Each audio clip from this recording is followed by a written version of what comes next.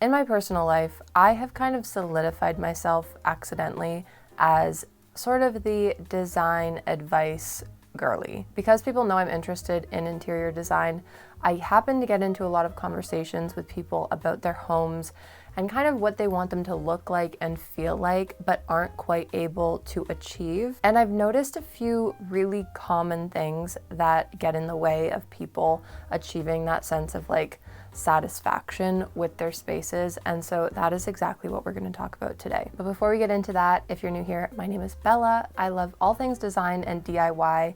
And if that sounds like you too, then you can subscribe down below so you know every single time I post a video. Just a disclaimer, because I get very nervous posting videos like this, telling people what they should do in their homes.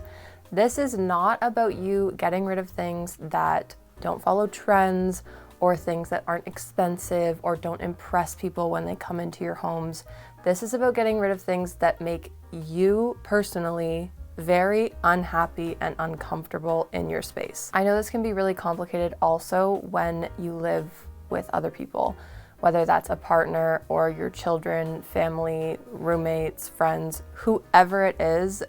I think it's very rare to live with other people and have your styles very seamlessly mesh together. I might do a video specifically on that in the future, but this one is going to be specifically about things that are in your personal immediate control. We're not going to be putting your roommate's couch to the curb or throwing away your kids' favorite toys that aren't aesthetically pleasing. You can probably assume that as much as you want validation in your style and respect for the things that you own, the other people that you live with also want that as well. So with all of that being said, let's get into what we can change today that we are in control of.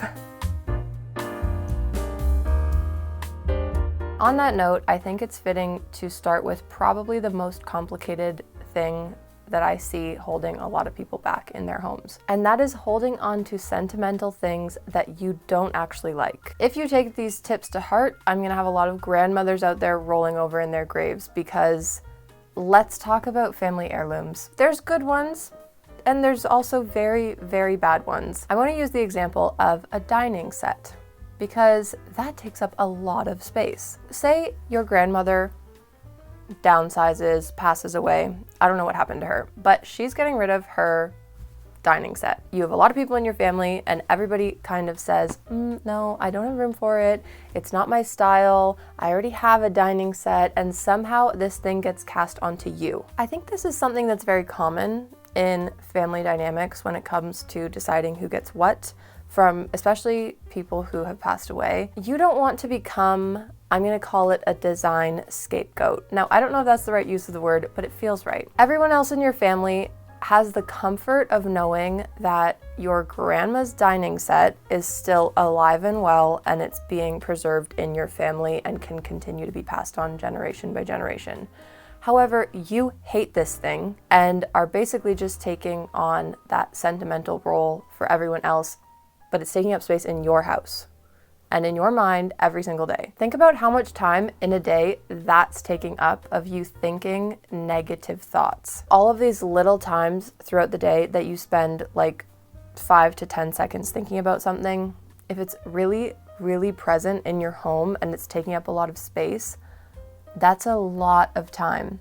Let's say, and I think this is being really shy with numbers, let's say that you spend 5 minutes a day total thinking about this, day and night. If you spend 5 minutes a day thinking about this dining set, that is 30 hours a year. Think about what an impact that could make if instead you were spending 5 minutes a day thinking about how much you loved your dining set. Pass that stuff on to someone else who can really appreciate it. Offer it up to everyone in your family first. Say, I really cannot deal with this anymore. If none of you want it, then I have no choice but to get rid of it. It doesn't make sense that their emotional security relies on your discomfort. That was very profound. Not to mention the fact that you might not even like the person that the stuff came from anyways. I hear that so often in people's homes. They have, great aunt so-and-so's armchair, let's say. They want to get rid of it. And I ask well, were you guys close with each other? Do you have fond memories? Is this chair important to you? And a lot of times people are like, no, I barely knew her and she was awful anyways. Get rid of the chair. You don't want that lady in your house. Negative energy, just cut that The next dilemma I see holding a lot of people's decor back is gifts that were given to you that you do not like. Whether you did like them at a time and you've just kind of outgrown it, your taste has changed, or maybe you never liked it to begin with. This is just more, again, negative energy in your home, in your brain, and it's also associated with a person who you might not like.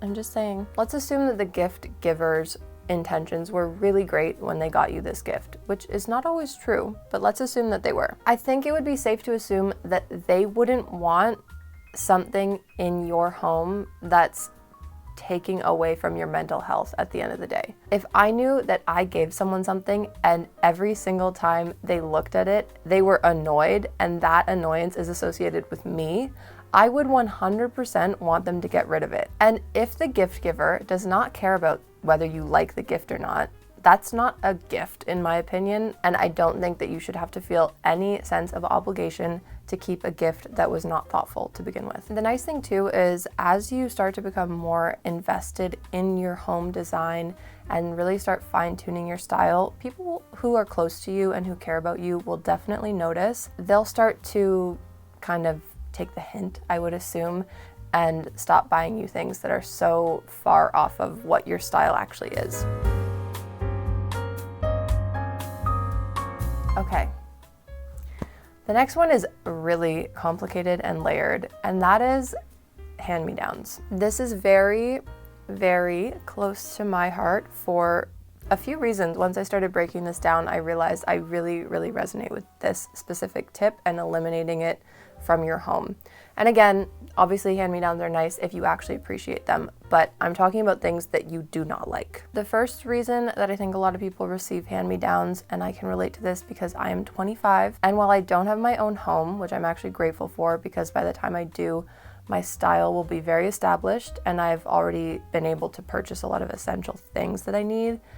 Because I think a big thing that happens for people in their 20s or sooner or later, whenever it is that you're kind of going out on your own and you have your own space that you're responsible for the very first time, a lot of people think, oh, you don't have a couch. We hate our couch. Here, take our old couch. That makes us feel good because we feel like we're helping you and you must feel good because now you have a couch. But like, truth be told, there are some people out there, myself included, I would rather sit on a floor than a couch that I hate. And that's okay. This goes for so many household things, big or small.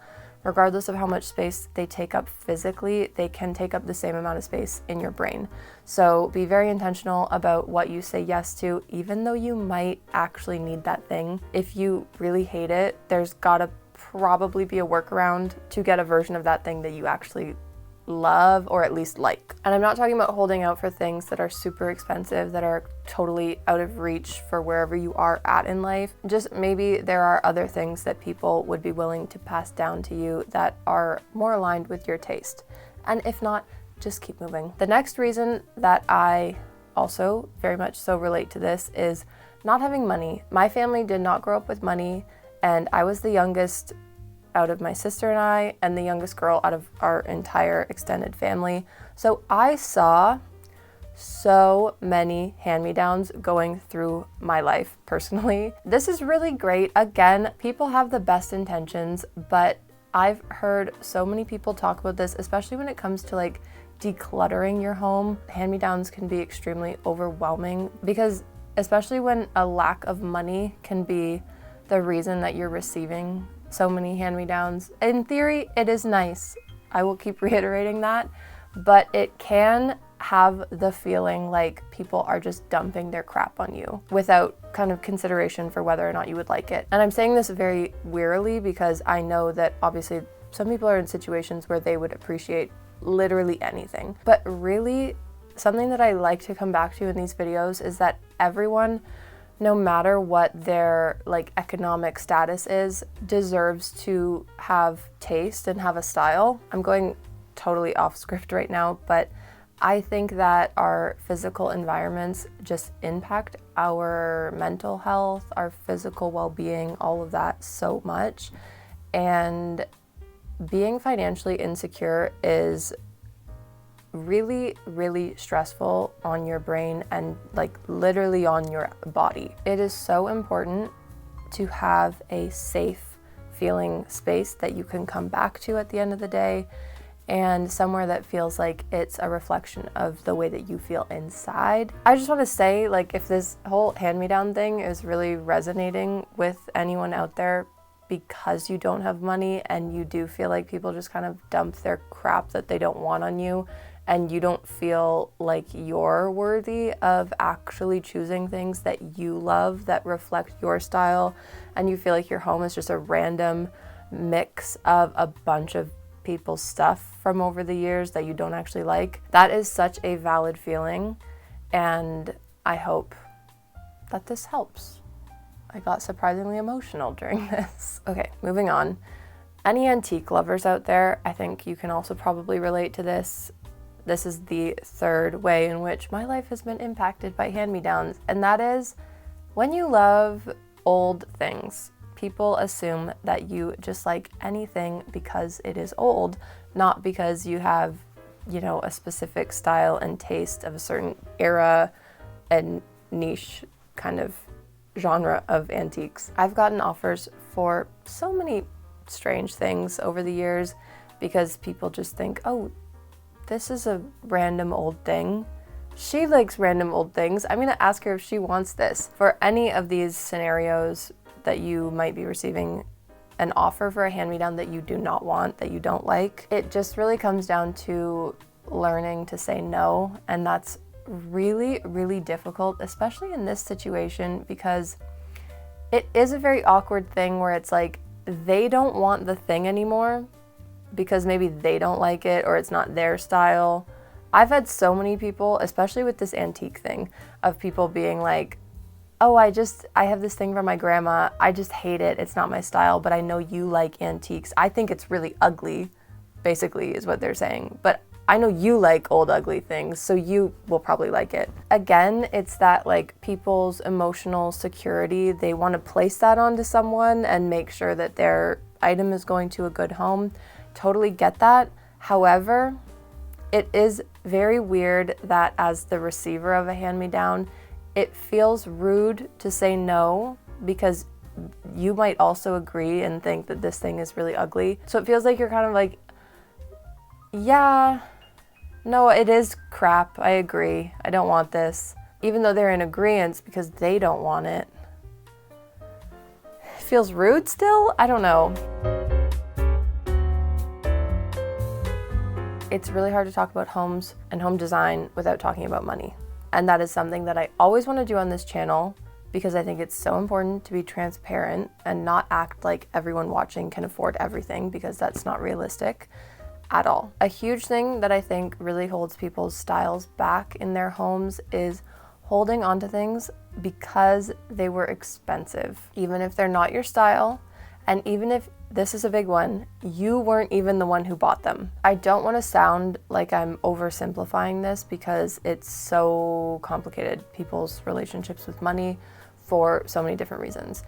But I think the question that I would just come back to, if you have a piece in your home that is really bothering you, and the number one reason you don't want to get rid of it is because of how much money it costs, regardless of if you paid for it or not, is, are you placing more value on money that has already been spent than you're placing on your own mental well-being or your contentment or your happiness, whatever you want to call it, that satisfaction that you get being in a space that really feels like you. And again, I want to specify on money that has already been spent, because I understand if you spent a lot of money on something, you want to get a proper amount of use out of it to really get your money's worth. But for a lot of items in your home, they might have deteriorated in value drastically over the past like 10, 20, 30, 40 years, whatever it might be that you've had this item.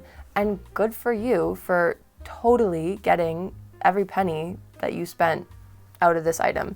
But if they're just sitting there being decrepit and gross looking and they're really draining you every single day, scrap it, get rid of it.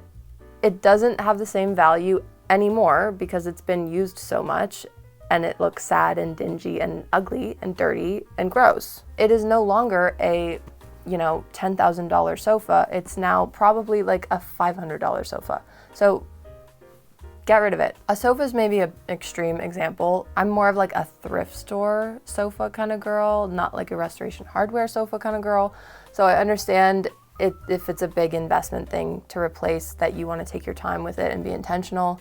But oh my God, for things in your home that you don't need to immediately replace because they don't maybe even have a function, get rid of it. Start with the things that you don't have to replace, like non-functional items, and see how you feel with that empty space and just with those horrible negative thoughts being no longer in your brain.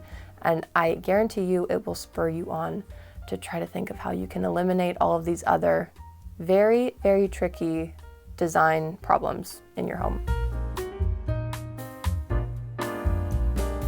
Okay, we've gotten emotional.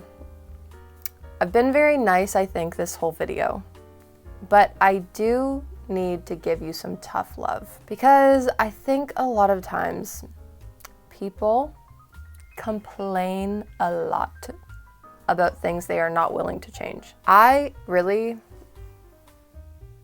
don't have a lot of tolerance for people who complain a lot, especially when it comes to things that can be fixed and they just don't make any effort to do so. A lot of times reaching that goal of just, let's say, contentment, just a baseline of contentment. It doesn't have to be over the moon, your dream home. A lot of times that's not necessarily realistic, but we can get to a place of contentment. That takes an investment, whether it be time or money. Some people have both, time and money. Some people have neither. And some people have a lot more of one than they have of the other. So let's start with what you do have. Really ask yourself, is it a value that I invest this portion of time or money into my space to achieve this thing that I kind of can't stop thinking about, and even worse, won't stop talking about?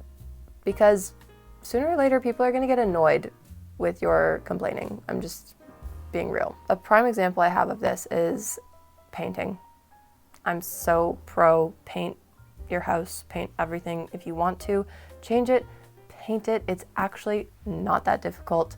People get really weird about painting. So you're either gonna paint a room yourself. No, I don't wanna put the time and energy into doing that. This is assuming that you are able-bodied and have time that you're just not willing to part with for no really necessary reason. Okay, do you have a little bit of extra money? Maybe hire some painters because you don't have the time. So the other option is to invest money. No, I can't, that's too expensive. I don't want to spend money on it.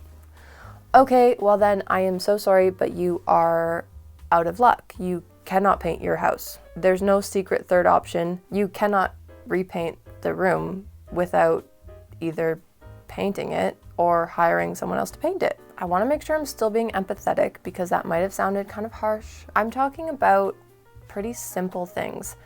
If you physically can, painting a room is not hard. It's really not that big of a deal. If you're physically able to do it, it just requires a little bit of time and effort. I'm not talking about tearing walls down and taking your home back to absolutely nothing and starting over again and spending $100,000 on a renovation. I'm talking about simple things that you can do to just alleviate a little bit of that negative energy that's entering your mind every single day that you live in your home. When I talk about not having a very high tolerance for people who complain a lot, if I can spin that to nicer language, I think what it comes back to for me personally, and what I try to really focus on in these videos, is gratitude. Being really grateful for everything that we do have. I know life circumstances are very difficult right now, but I think we forget to be grateful a lot of times, this is coming from a North American perspective, I think our culture is very entitled, and especially when it comes to our homes, we are conditioned to constantly be striving for the next best thing, and never really truly being happy because we think we need to be renovating our homes every 5 to 10 years. I think it's so toxic. I think it's horrible, especially for people who that is so unbelievably unrealistic. Let's just be honest. I absolutely love home design. Love, love, love everything interiors. I think about it every single day, constantly thinking about how can I make do with exactly what I have and nothing more as a starting point to get my space to where I need not it to physically be. A lot of these things that we've talked about are actually physically going and removing things from your home that don't make you happy. But I think that there are so many different ways to achieve a feeling in your home. And that's what I think a lot of people are missing, is they think that very specific items or a home worth a certain amount or certain giant renovations are going to give them what they want. I think that a way that's more attainable of approaching this, what do you want to feel when you're in your space? And that should be what you keep coming back to. Not what is the most aesthetic, what's gonna look the best on social media, not what is gonna impress your friends and family and make them think that you have a lot of money and have your shit together, but what is actually going to bring you peace and whatever else that you want your space to make you feel. To me, if I, for example, see something on Pinterest, it's a, design idea that I really want to implement, I'm just obsessed with it and I can't stop thinking about it. But realistically, if I went a traditional route of achieving that idea, it would cost a ridiculous amount of money that I absolutely don't have. Or another really common thing is we rent our house where we are. There's a lot of things that we can't do structurally or whatever because we don't own this house. So when I see a room that evokes a certain feeling in me, that's what I'm thinking of is, okay, how can I create this feeling in my space using the tools and resources and staying within whatever limitations I might have, like renting a home, for example. That is fun to me. I think a lot of this is a matter of shifting your mindset. Think of it more of like a puzzle and less of something that you need to copy and paste into your space and voila, you're going to all of a sudden be happy. I don't think that that's how it works. I really hope that this video left you feeling uplifted and encouraged and like you can take on these design dilemmas that you might be dealing with and figure out a smart solution for them that works for you and that isn't taking from time you don't have, money you don't have, resources you don't have, none of that. Protecting your peace always and eliminating negative energy wherever you see fit. Thank you so much for watching. If you enjoyed this video, you can give it a like down below, and while you're down there, you can also comment and let me know what you thought. If you've experienced any of these design dilemmas yourself, you can also subscribe so that you know every single time that I post, and I will see you back here next time.